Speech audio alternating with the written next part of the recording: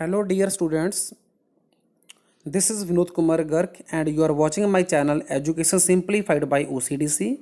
In this video you are going to learn all about plastids which is very significant organelle in plant cell. Right? तो start करते हैं। Plastids क्या होते हैं? Plastids are called cell within cell organelle. इसको एक cell के अंदर सेल की ही फॉर्म में जाना जाता है। Plastids are found only in plant cell. ये सिर्फ प्लांट सेल में पाए जाते हैं, एनिमल सेल में नहीं होते। ठीक है। डबल मेम्ब्रेन बाउंड ऑर्गेनेली है और जिस स्ट्रक्चर से प्लास्टिड बनते हैं उस स्ट्रक्चर को बोलते हैं प्रोप्लास्टिड, जो कि प्रेजेंट होता है मेरिस्टेमेटिक रीजन में प्लांट में। मेरिस्टेमेटिक एक टिश्यू की टाइप है। राइट। इन 1885 स्किम्पर जो था साइंटिस्ट, फर्स्ट टाइम उन्होंने इसको जो है टर्म यूज़ की थी प्लास्टिड। 1885 में स्किम्पर ने पहली बार टर्म यूज़ की प्लास्टिड। और रिस और प्लांट, ये भी दोनों साइंटिस्ट के नेम है। 1962 में इन्होंने फाइंड आउट किया कि प्लास्टिड के अंदर डीएनए होता है, तभी हम क्लोरोप्लास्ट को भी सेमी ऑटोनॉमस ऑर्गेनेली बोलते हैं, जैसे हमने माइटोकॉन्ड्रिया में भी बात की थी इसकी। ठीक है, क्योंकि इसके अंदर खुद का डीएनए और खुद के राइबोसोम्स हैं। और जो इसका डीएनए है वो 125 तरह की जो प्रोटीन्स होती है उसकी कोडिंग कर सकता है। और साथ में इसमें आरएनए पॉलीमरेज एंजाइम और 70S राइबोसोम प्रेजेंट होते हैं। टाइप्स की बात करें तो सबसे पहली टाइप है क्लोरोप्लास्ट। क्लोरोप्लास्ट होते हैं green in colour, found in leaves and green stem and act as photosynthetic organelle of plant. मतलब जो साइट ऑफ फोटोसिंथेसिस है प्लांट्स में वो है क्लोरोप्लास्ट। ओके। क्लोरोप्लास्ट ग्रीन क्यों है? क्योंकि उसके अंदर ग्रीन पिगमेंट है, फोटोसिंथेटिक पिगमेंट, जिसको बोलते हैं क्लोरोफिल। क्लोरो का मतलब ग्रीन है, फिल मतलब वो पत्तों में प्रेजेंट है, फिल मतलब लीव्स। ठीक है। तो नेक्स्ट आता है क्लोरोप्लास्ट जो है वो लार्जेस्ट ऑर्गेनेली है प्लांट सेल के अंदर। ये आपने याद रखना है। Each cell contain 20 to 40 chloroplast. हर एक सेल के अंदर 20 से लेकर 40 क्लोरोप्लास्ट हो सकते हैं। और जो इसका ग्राउंड सबस्टांस है, जिसको जैसे सेल के अंदर साइटोप्लाज्म होता है तो क्लोरोप्लास्ट के अंदर होता है स्ट्रोमा। ओके। तो स्ट्रोमा होगा इसका ग्राउंड सबस्टांस, जो कि एक्वस होता है, मतलब वाटरी होता है। In stroma of chloroplast well organised system of membranes is present और उस मेम्ब्रेन को बोलते हैं थाइलाकोइड। ठीक है। और टर्म थाइलाकोइड जो है उसको दिया था पहली बार मेंके ने इन 1961। ग्रुप ऑफ 20 to 50, 20 से लेकर 50 थाइलाकोइड का जो ग्रुप है उसको क्या बोलते हैं? ये एक सिग्निफिकेंट क्वेश्चन एग्जाम में आता है, तो उसको बोलते हैं ग्रेना। GRANA ग्रेना, जिसके अंदर होती है light reaction of photosynthesis. Photosynthesis की दो रिएक्शन होती हैं, लाइट एंड डार्क। तो आपने याद रखना है जो लाइट रिएक्शन वो किस में हो रही है? ग्रेना में हो रही है। ठीक है।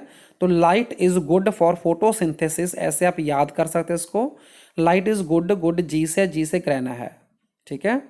जो डार्क रिएक्शन है वो होती है स्ट्रोमा में। और जो दो साथ साथ पड़े हुए ग्रेना होते हैं, एडजेसेंट ग्रेना, उन दोनों में एक ज्वाइनिंग स्ट्रक्चर होते हैं, उसको बोलते हैं लैमेले या फिर बोलते हैं फ्रेट चैनल। ओके। तो अभी आप देख पा रहे हैं इस इमेज में light reaction and dark reaction. तो लाइट रिएक्शन में क्या है? Light needed to produce organic energy molecules, that is ATP and NADPH।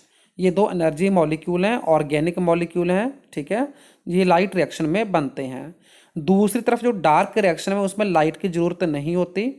तो डार्क रिएक्शन को जो एनर्जी चाहिए होती है वो एनर्जी मिलेगी लाइट रिएक्शन के प्रोडक्ट से। जो लाइट रिएक्शन के प्रोडक्ट हैं ATP एंड NADPH, ये दिन के समय स्टोर होते हैं और रात को डार्क रिएक्शन के लिए जो एनर्जी रिक्वायर्ड होती है वो इन्हीं प्रोडक्ट से मिलती है, लाइट रिएक्शन के प्रोडक्ट से। ओके। तो नेक्स्ट इमेज में आप देख पा रहे हैं structure of chloroplast.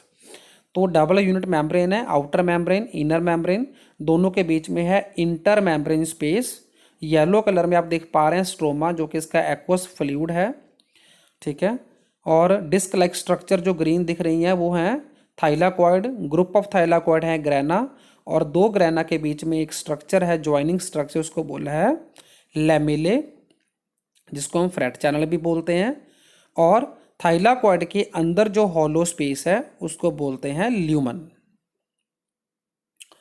Chloroplast contain pigment chlorophyll A and chlorophyll B, जहाँ पे गलती से क्लोरोप्लास्ट बी टाइप हो गया है तो ये है क्लोरोफिल बी, ठीक है। Which are photosynthetic pigments and convert solar energy into chemical bond energy. Solar energy जो है सन की रेडिएशन में आ रही है तो उसको कन्वर्ट करती हैं into chemical bond energy, that is ATP and NADPH।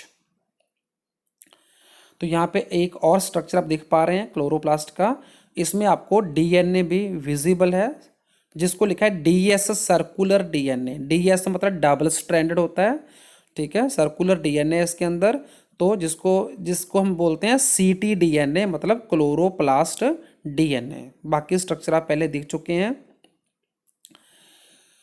So next question आता है smallest and functional unit of chloroplast को क्या कहते हैं। तो जो smallest and functional unit of chloroplast है उसको बोलते हैं क्वांटासोम, जिसको डिस्कवर किया था 1954 में पार्क एंड बिगिन ने, और टर्म क्वांटासोम जो दी गई थी वो दी थी पार्क एंड पॉन्स ने 1961 में। ओके, एक क्वांटासोम जो स्ट्रक्चरल यूनिट फंक्शनल यूनिट है क्लोरोप्लास्ट का वो बना होता है 250 मॉलिक्यूल ऑफ क्लोरोफिल का, ठीक है। और जो क्लोरोप्लास्ट है क्लोरोफिल है वो प्रेजेंट होती है थाइलाकॉइड मेम्ब्रेन में। Here is the structure of quantasome. सबसे पहले आप देख रहे हैं थाइलाकॉइड, थाइलाकॉइड में जो रेड पिगमेंट आप देख पा रहे हैं, रेड स्ट्रक्चर देख पा रहे हैं, उसको लिखा हुआ है एंटीने मॉलिक्यूल। तो एंटीने मॉलिक्यूल हमेशा क्लोरोफिल ए होता है, याद रखना है आपने। और जो क्लोरोफिल बी एंड कैरोटीनोइड्स हैं these are called accessory pigments. ये सभी पिगमेंट अपनी अपनी कैपेसिटी के अकॉर्डिंग लाइट को अब्जॉर्ब करते हैं और एंटीने मॉलिक्यूल को देते हैं। ओके, फिर आता है क्रोमोप्लास्ट। ये वेरियसली कलर्ड होते हैं सच एस येलो, रेड और ऑरेंज, एंड इसके अंदर जो पिगमेंट होता है उसको बोलते हैं कैरोटीनोइड्स, राइट, कैरोटीनोइड्स। और ये पाए जाते हैं फ्लावर्स एंड फ्रूट्स में। क्रोमोप्लास्ट पाए जाते हैं फ्लावर्स एंड फ्रूट्स में। नेक्स्ट आता है ल्यूकोप्लास्ट। तो ल्यूको का मीनिंग होता है colourless. They are colourless and mostly found in parts which are not expose to light. Plant के जो पार्ट लाइट को एक्सपोज नहीं होते उसमें ल्यूकोप्लास्ट होते हैं, और इनका फंक्शन होता है टू स्टोर रिजर्व फूड।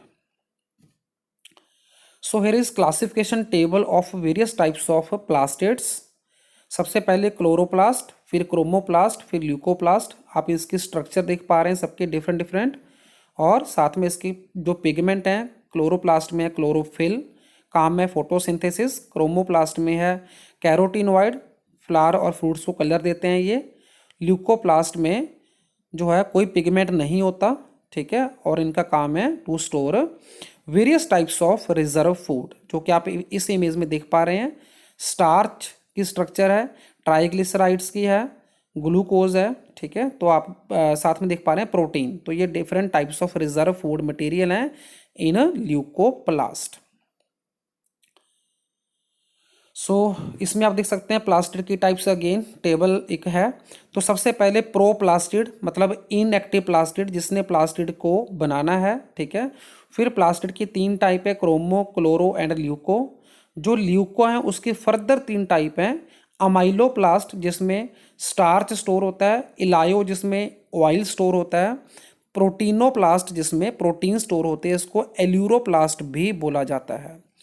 एक आप इसी इमेज में देख पा रहे हैं ऊपर की तरफ इटायोप्लास्ट। तो जिस क्लोरोप्लास्ट को काफ़ी देर तक लाइट ना मिले तो उसका जो ग्रीन कलर है वो लॉस्ट हो जाता है, तो तभी उसको बोलते हैं etioplast, right. Here is anatomical structure of plastid. जो इसका हिस्टोलॉजिकल स्ट्रक्चर है वो आप देख पा रहे हैं कि कैसे दिखता है ये। फिर हम बात करेंगे फंक्शन की।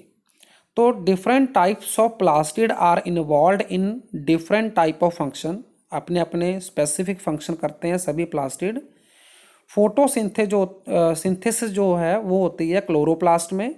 क्लोरोप्लास्ट क्या करते हैं, ट्रैप करते हैं लाइट एनर्जी को, रेडिएशन को, और स्टोर करते हैं उसको एटीपी एंड NADPH की फॉर्म में। तो जो NADPH है उसका फुल फॉर्म है nicotinamide adenine di nucleotide phosphate hydrogen, और जो एटीपी है उसका फुल फॉर्म होता है एडिनोसिन ट्राईफॉस्फेट, जो कि दोनों ही एनर्जी मॉलिक्यूल्स हैं। Okay, NADPH and ATP are used for fixation of CO2, carbon को फिक्सेशन करते हैं। तो अभी आपको पता होना चाहिए कि कार्बन फिक्सेशन क्या होता है। तो कार्बन फिक्सेशन को कार्बन असिमिलेशन भी बोलते हैं। इसका मीनिंग होता है कि इनऑर्गेनिक कार्बन डाइऑक्साइड को ऑर्गेनिक कंपाउंड्स में कन्वर्ट करना by living organisms. So this is called carbon assimilation और carbon fixation. Okay, so next आता है हमारा क्रोमोप्लास्ट। क्रोमोप्लास्ट का जो फंक्शन है, ये वेरियसली कलर्ड होते हैं, ठीक है। ज़्यादातर फ्लावर्स को कलर यही देते हैं क्रोमोप्लास्ट। तो फ्लावर्स को जो कलर मिलता है क्रोमोप्लास्ट से, उसका फ़ायदा क्या है कि ये इंसेक्ट को अट्रैक्ट करेंगे ताकि पॉलिनेशन हो जाए, ठीक है। पॉलिनेशन का मतलब होता है कि जो मेल का पॉलन है वो फीमेल के स्टिग्मा के ऊपर लैंड करे, उसको पॉलिनेशन बोलते हैं।